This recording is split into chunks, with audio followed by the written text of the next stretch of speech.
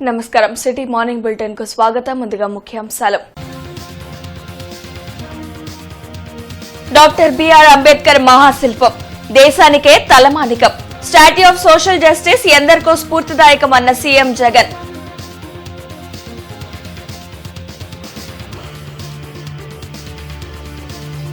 ఈ నెల 19న విజయవాడలో అంబేద్కర్ విగ్రహం ప్రారంభం. పోస్టర్లను ఆవిష్కరించిన మంత్రి మేరుగా ఎంపీలు విజయసాయి, సురేష్.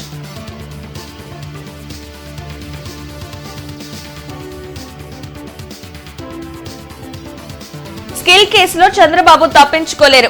100 కారణాలు చెప్పి బెయిల్ తెచ్చుకున్నారన్న మంత్రి అంబటి.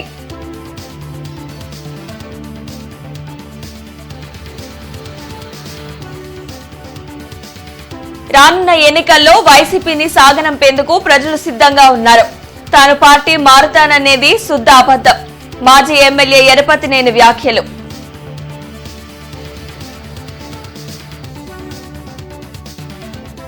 కలెక్టరేట్ లో అంబేద్కర్ ఫోటో ఎగ్జిబిషన్ ను ప్రారంభించిన కలెక్టర్.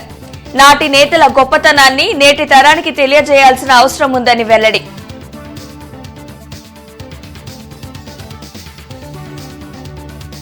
స్కిల్ కేసులో 2 న్యాయవాదులు విరుద్ధ తీర్పు ఇవ్వటం బాధాకరం.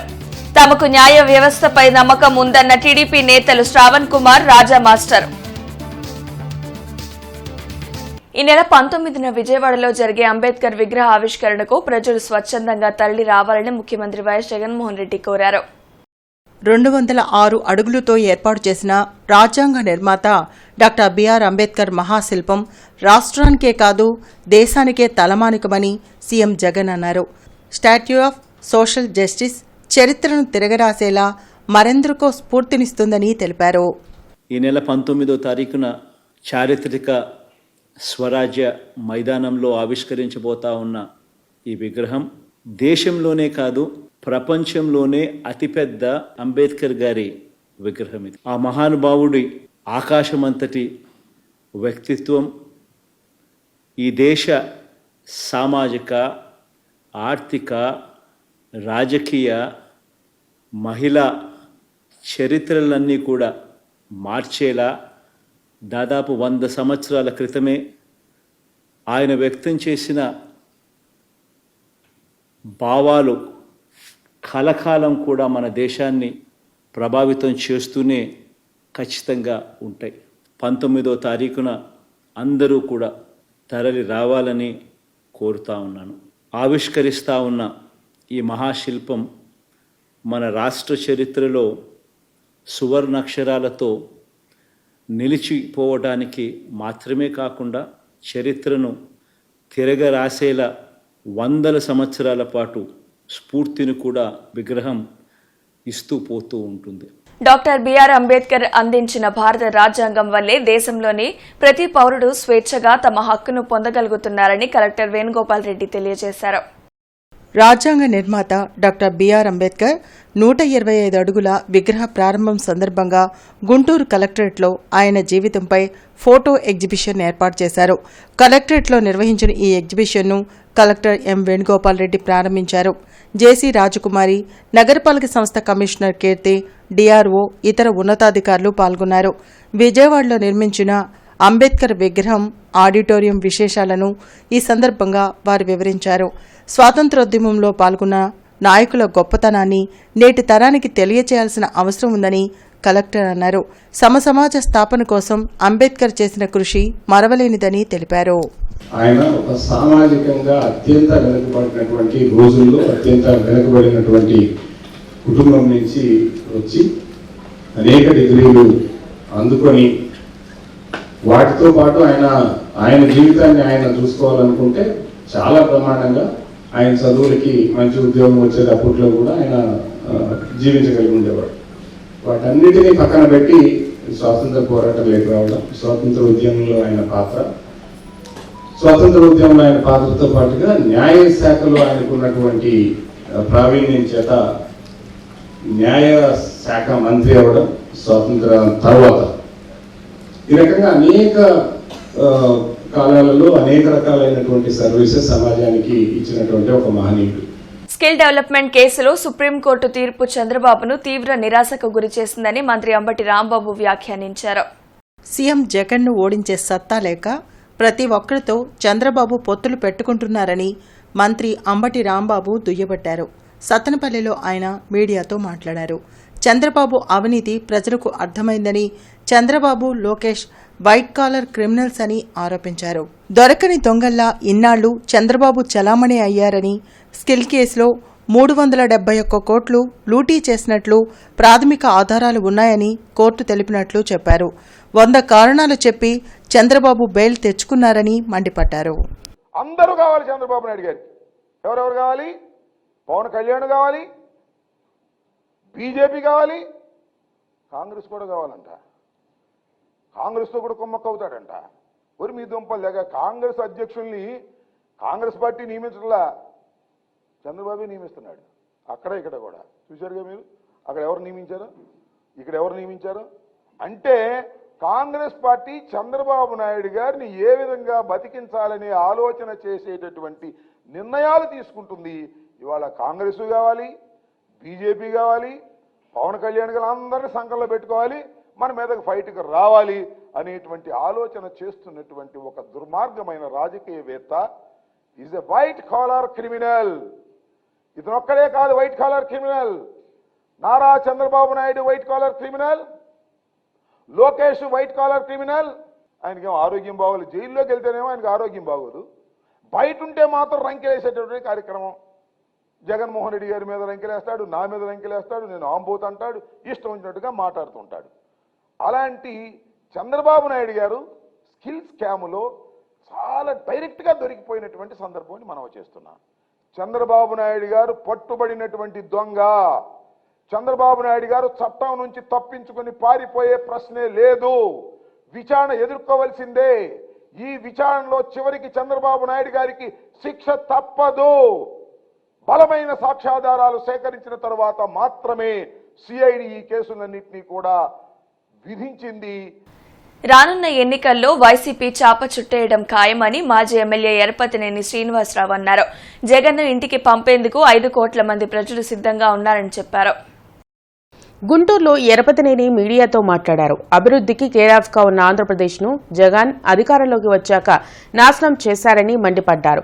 జగన్ను వైసీపీ కంపెనీని సమాజం నుంచి వెలేయాల్సిన అవసరం ఉందన్నారు. చంద్రబాబుపై పెట్టిన తప్పుడు కేసులు భవిష్యత్తులో జగన్ మెడకు ఉరితాళ్లుగా మారతాయని చెప్పారు.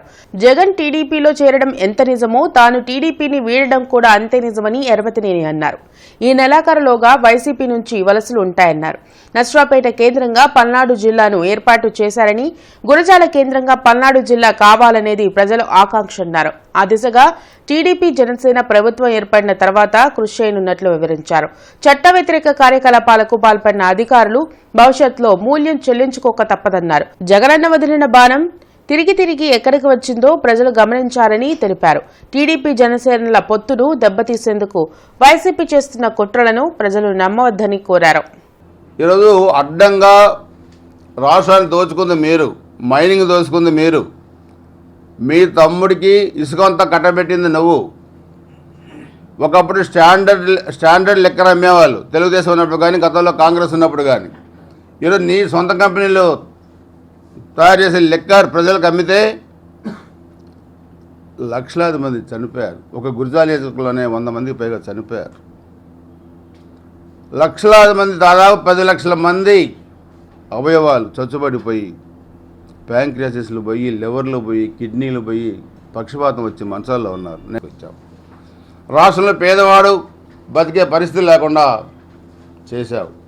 పోలవరం కట్టలేకపోయావు. రివర్స్ టెండరింగ్ అన్నావు, రివర్స్ పాలన చేసావు రాష్ట్రం అంతా కూడా. తెలుగుదేశం హయాంలో కట్టిన ప్రాజెక్టులు తప్పితే మొత్తం అవినీతి చేసే రోజు మేము 72% పూర్తి చేసిన పోలవరాన్ని కూడా నువ్వు పూర్తి చేయలేకపోయావు. కాలువల ఆధునీకరణను చేయలేకపోయావు. ఎక్కడ కూడా ఇరిగేషన్ రంగం కానీ, వ్యవసాయ రంగం కానీ అంత నిర్వీర్యమైపోయింది. దాదాపు 60 మంది ఎమ్మెల్యేలు ఈ 5 ఏళ్లలో ఇంకా ముఖ్యమంత్రిని కలవని వాళ్ళు ఉన్నారు ఒకసారి కూడా. ఇది ఇతను ప్రజాస్వామ్యం. మళ్ళీ మామేని రాస్తారు. మామేని ఏం రాస్తారు? జగన్మోహన్ రెడ్డి తెలుగుదేశంలో చేరడం ఎంత నిజమో ఎరపతినేని శ్రీనివాసరావు కూడా వైసీపీలో చేరటం అంత నిజం. అది ఇంకెంతకన్నా నేను చెప్పి ఈ సన్నాసులకి ఇంతకన్నా దాని గురించి నేను చెప్పగలిగింది కూడా ఏం లేదు. ఈ కాసు మహేష్ రెడ్డి ఎమ్మెల్యే అయిన తర్వాత 11 మంది తెలుగుదేశం పార్టీ కార్యకర్తలను చంపారు. 8 మంది అక్రమ మైనింగ్ గుంతలో పడి చనిపోయారు. 60-70 మందిని కాలు చేతులు విర్రగొట్టారు. మహిళలపై అత్యాచారాలు చేశారు. ఆస్తులు ధ్వంసం చేశారు. తెలంగాణ మద్యం తెచ్చి అమ్మారు. ఇసుక, మట్టి 3000 ఎకరాల భూములు ఆక్రమించుకున్నారు. ఏఏజీ పొన్నవోలు సుధాకర్ చేసిన వ్యాఖ్యలు న్యాయ వ్యవస్థను దిగజార్చేలా ఉన్నాయని మాజీ మంత్రి ఆలపాటి రాజేంద్ర ప్రసాద్ ఆగ్రహం వ్యక్తం చేశారు.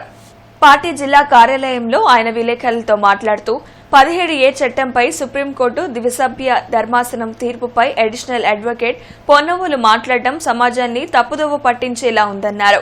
అవినీతి నిరోధక చట్టం గురించి కోర్టు తీర్పులు ఒక రకంగా చెబితే ఏఏజీ పొన్నవోలు దానికి వక్రభాష్యం చెప్పడం సిగ్గుచేటన్నారు. వివిధ కేసుల్లో ఇంతవరకు కోర్టుకు హాజరు కాని వారు ఆరోపణలు చేయడం విడ్డూరంగా ఉందన్నారు. మీరు మాట్లాడే విధానం, మీరు ఆరోపణలు చేసే విధానం ఈ రోజున న్యాయ వ్యవస్థలో మౌలిక సూత్రాలకి వ్యతిరేకంగా పొన్నవోలు సుధాకర్ రెడ్డి గారు మాట్లాడుతున్నారనేది సత్యం. మీరు ప్రెస్ మీట్లు చేస్తారు, మీ ఇష్టం వచ్చినట్టుగా మీరు మాట్లాడుతూ ఉంటారు, మీరు హెక్కిలు చేస్తూ ఉంటారు. ఏ బేస్ని తీసుకొని, ఏ స్టాండ్ని తీసుకొని మీరు మాట్లాడుతూ ఉన్నారో ఎవరికి అర్థం కావట్లేదు. అంటే యాజ్ అన్ అడ్వకేట్గా రోప్స్ పైన ఉంటే ఏదైనా మాట్లాడచ్చు అని అనుకుంటే ఇది చట్ట విరుద్ధం అని చెప్పి చెప్పాలనేది నా ఉద్దేశం. మీకు ఇంతకంటే పెద్ద మాటలు వాడాలంటే మీరు ఆ గౌన్ తీసేసి రాజకీయాల్లోకి వచ్చి రాజకీయాల్లో ఉండి మాట్లాడితే బెటర్ అనేది నా ఉద్దేశం. న్యాయ వ్యవస్థకి ఒక గౌరవం, ఒక ప్రతిష్ట ఉంది అని చెప్పి ఆ కోర్టు డెకరంని మీరు పూర్తిగా దుర్వినియోగం చేస్తున్నటువంటి వ్యక్తి ఎవరైనా ఉన్నారంటే పొన్నవోలు సుధాకర్ రెడ్డి గారని చెప్పి మేము మనం చేస్తా ఉన్నాం.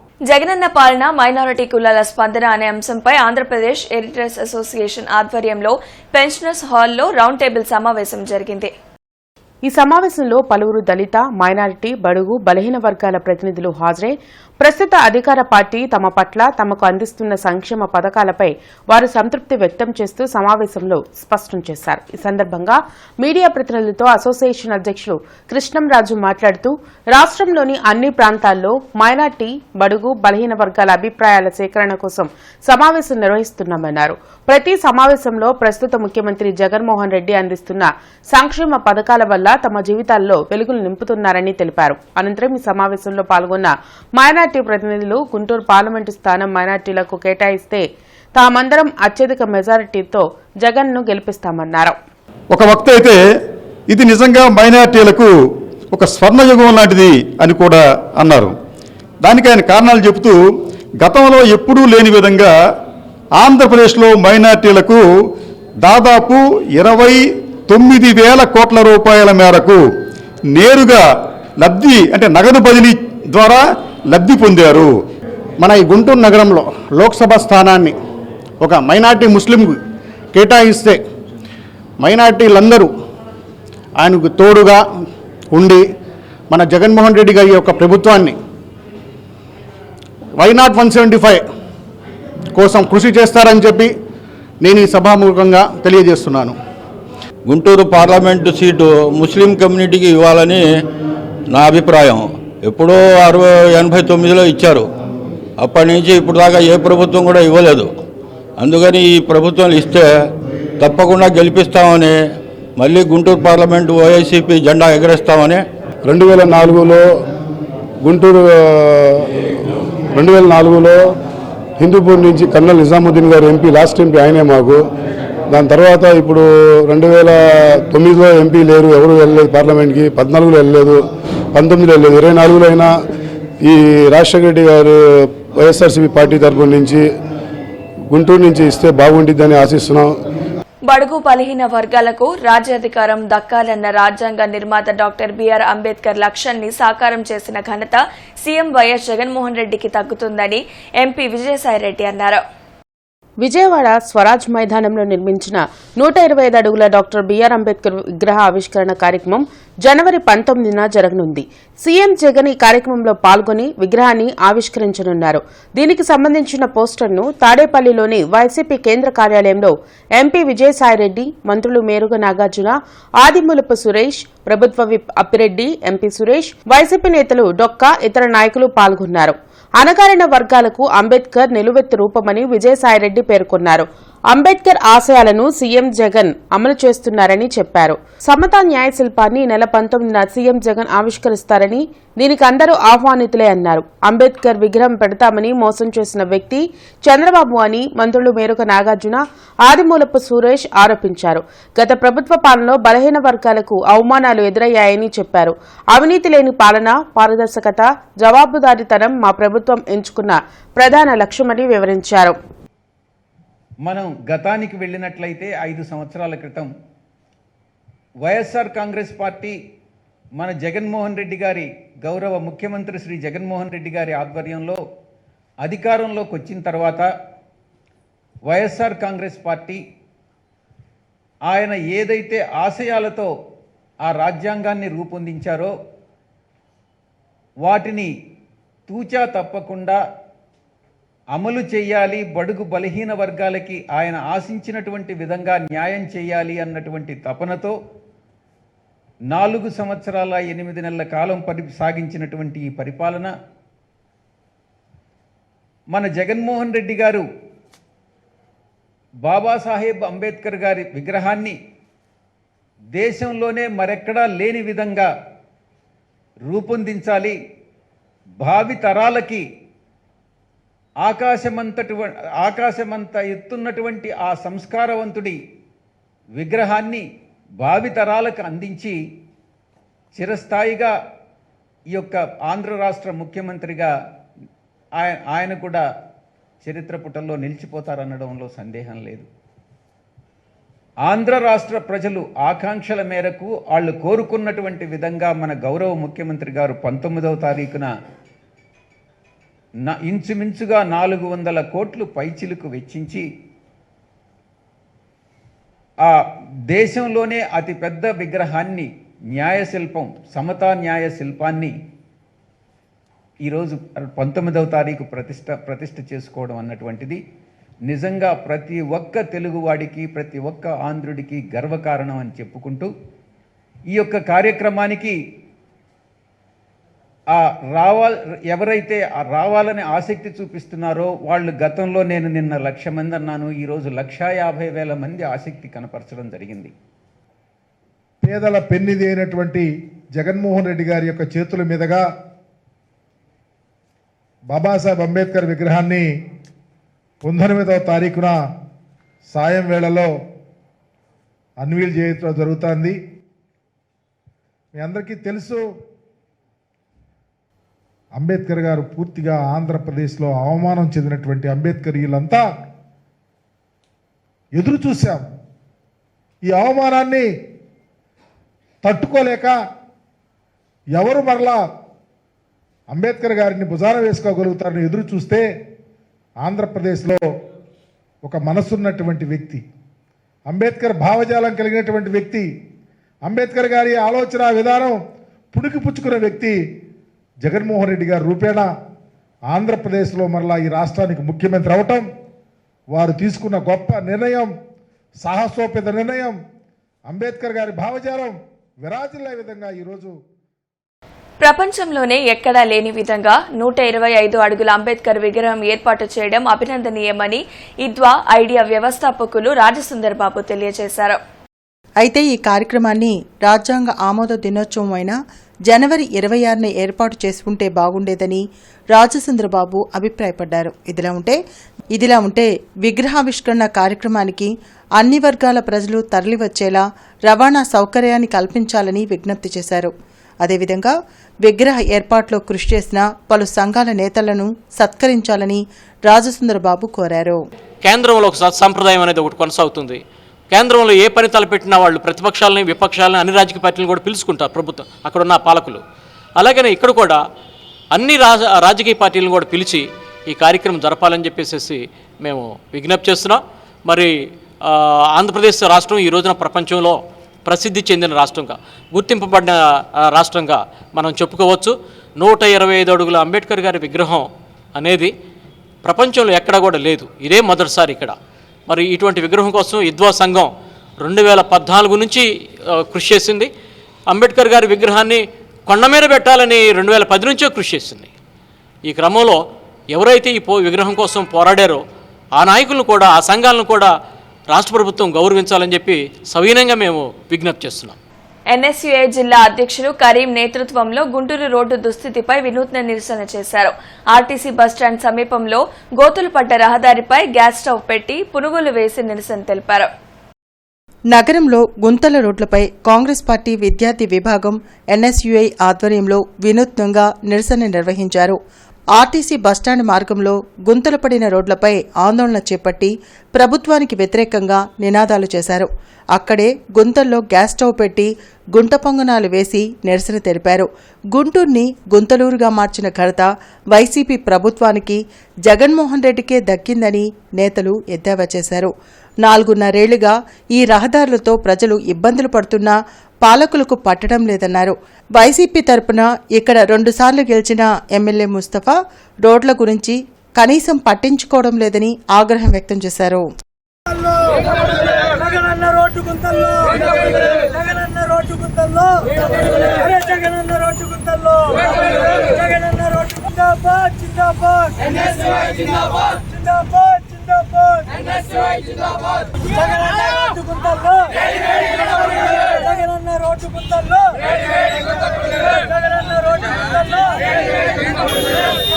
టీడీపీ అధినేత చంద్రబాబుపై స్కిల్ కేస్ 17A అమలుపై ప్రజలందరూ పూర్తి అవగాహనలో ఉన్నారని టీడీపీ నేతలు తెలిపారు. అంబేద్కర్ విగ్రహం ఏర్పాటుపై వైసీపీ గొప్పలు చెప్పుకుంటుందని మండిపడ్డారు. టీడీపీ హయాంలో అంబేద్కర్ చరిత్ర గురించి అసెంబ్లీలో చర్చలకు పిలిస్తే రాలేదని, కానీ నేడు ప్రగల్భాలు పలకడం సిగ్గుచేటని టీడీపీ నేతలు తెనాలి శ్రావణ్ కుమార్, దాసరి రాజా మాస్టారు గుర్తు చేశారు. జిల్లా టీడీపీ కార్యాలయంలో వారు మీడియాతో మాట్లాడుతూ స్కిల్ కేసులో 2 న్యాయమూర్తులు విరుద్ధ తీర్పులు చెప్పడం బాధాకరమన్నారు. చంద్రబాబుపై ఎన్ని అక్రమ కేసుల్లో ఆధారాలు సంపాదించలేకపోయారని అన్నారు.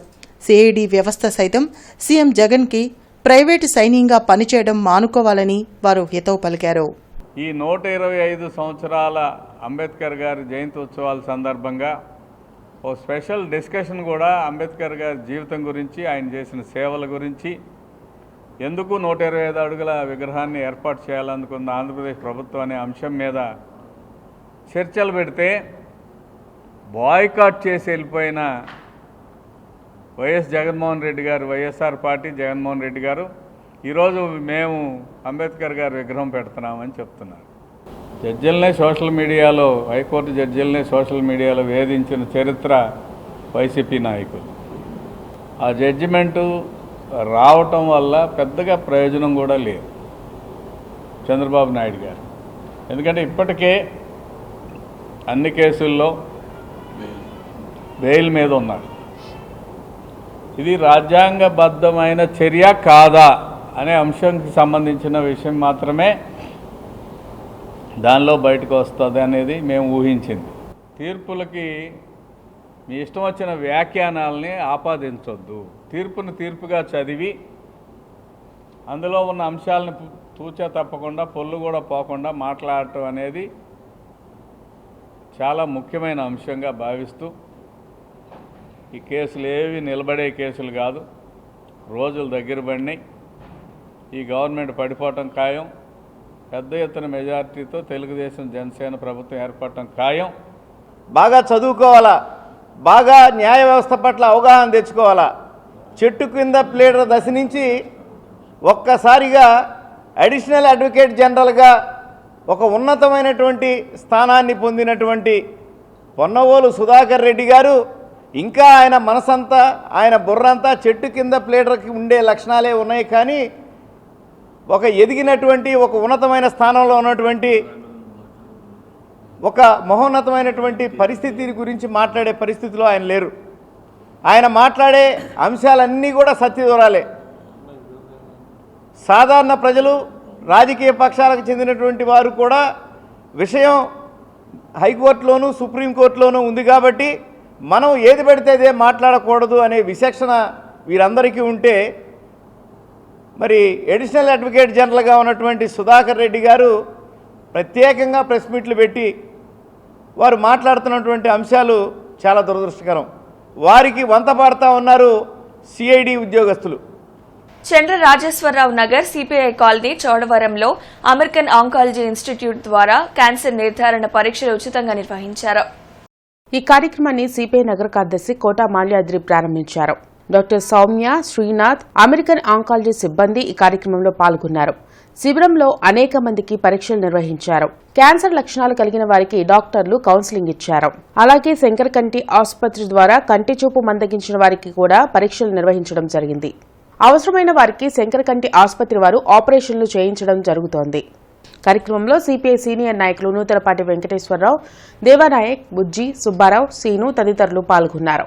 మరి అనేక పేటల్లో శంకర్ కంటి ఆసుపత్రి ద్వారా మరి ఏదైతే స్లమ్ ఏరియాలు ఉన్నాయో అక్కడ వారి సహకారంతో మరి అంధత్వ నివారణ సంస్థ ద్వారా కూడా వాళ్ళిద్దరి సహకారంతో ఆపరేషన్లు అనేక మందికి చేయించమైంది.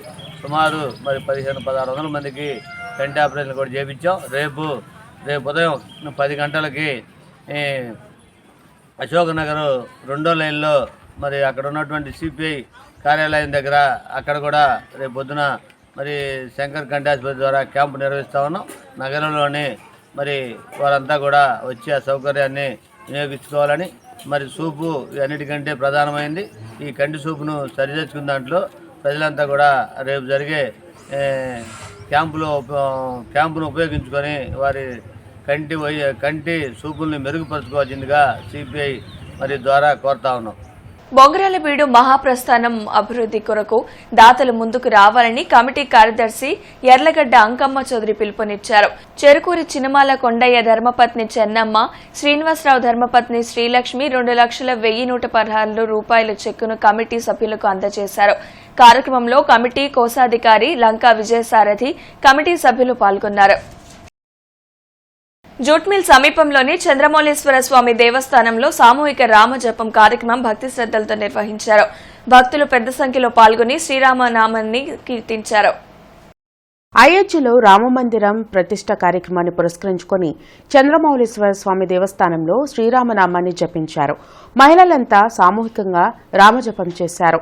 ఆలయ కమిటీ సభ్యులు మారుతి నేతృత్వంలో రామనామ జపంతో ఆలయ ప్రాంగణమంతా మారుమ్రోగింది. 22వ తారీఖు శ్రీ అయోధ్య రాముని యొక్క ప్రతిష్టా కార్యక్రమం సందర్భంగా మన దేవాలయంలో శ్రీరామ జయ రామ జయ రామ అనే నామ సంగీతం జరుగుతుంది. కావున భక్తులందరూ కూడా ఈ యొక్క కార్యక్రమంలో పాల్గొని ఆ యొక్క కార్యక్రమాన్ని దిగ్విజయం చేశారు.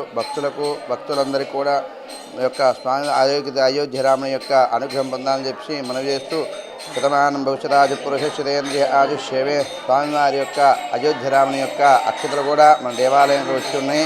అయోధ్యలో ప్రతిష్ట సందర్భంగా చంద్రమౌళీశ్వర స్వామి దేవాలయంలో మహిళలందరం కలిసి సామూహికంగా రామభజన, రామకీర్తన, శ్రీరామకీర్తన చేయుచు అందరం ఆనందపడుతూ చాలా బాగా జరుగుతున్నది.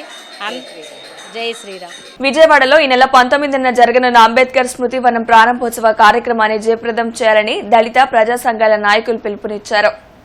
జిల్లా గ్రంథాలయ సంస్థ చైర్మన్ బత్తుల దేవానంద్, దళిత నాయకులు స్టాలిన్, నీలాంబరం మీడియా సమావేశంలో మాట్లాడారు.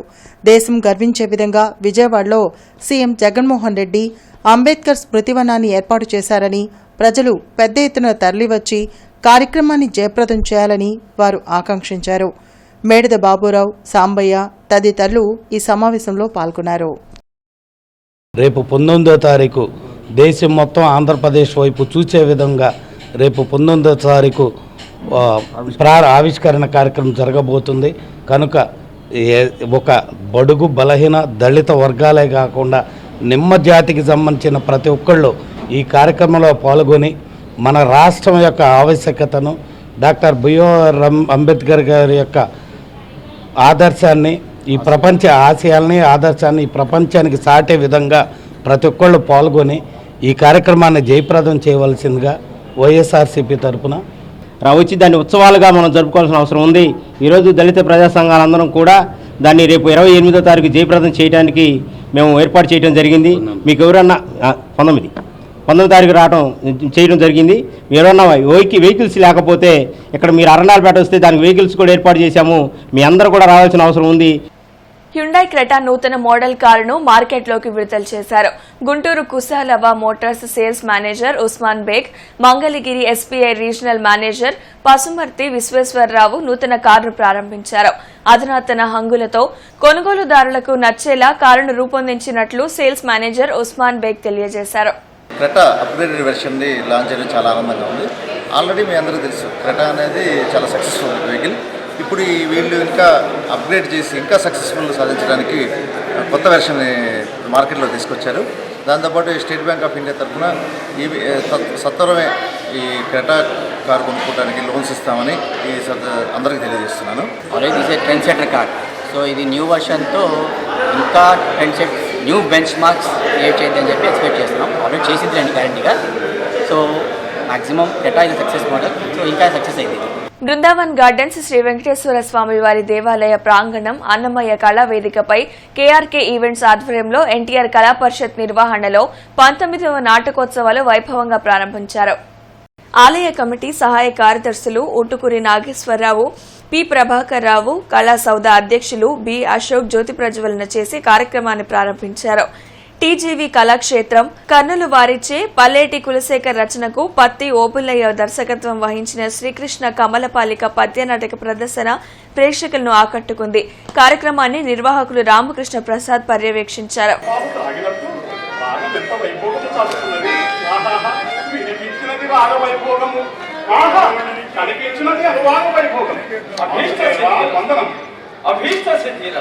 అనుకోని ఈ దర్శనం అనుకోని దర్శనమా కాదు, నీవనుకున్న దర్శనమే కదా నారదా. నా పంచ ప్రాణములు కూడా ఇప్పుడు ధర్మజ భీమార్జున నకుల సహదేవులలో భీమార్జునులకు విపత్తు సంభవించవు. నారాయణ నారాయణ, నడిపించడి వాడికి వచ్చిన సమస్యను నడిచేడు వాడు తీర్చగలరా స్వామి? తీర్చగలడు నారదా. ధర్మ క్రోసూరు మండలం ఊటుకూరు జిల్లా పరిషత్ ఉన్నత పాఠశాలలో సంక్రాంతిని పురస్కరించుకుని 2002-2003 విద్యా సంవత్సరం విద్యార్థుల ఆత్మీయ సమ్మేళనం జరిగింది. ఈ కార్యక్రమానికి ఉపాధ్యాయులు హాజరయ్యారు. అప్పటి మధుర జ్ఞాపకాలని నెమరవేసుకున్నారు. ఈ సందర్భంగా విద్యార్థులు ఉపాధ్యాయులను సన్మానించారు. అలాగే వారి రుణం జన్మజన్మకి తీర్చుకోలేనని కొనియాడారు. ఈ కార్యక్రమాన్ని మధుమతి టీచర్ జ్యోతి ప్రజ్వలన చేసి ప్రారంభించారని కన్వీనర్ రంగిశెట్టి భాస్కర్రావు తెలిపారు.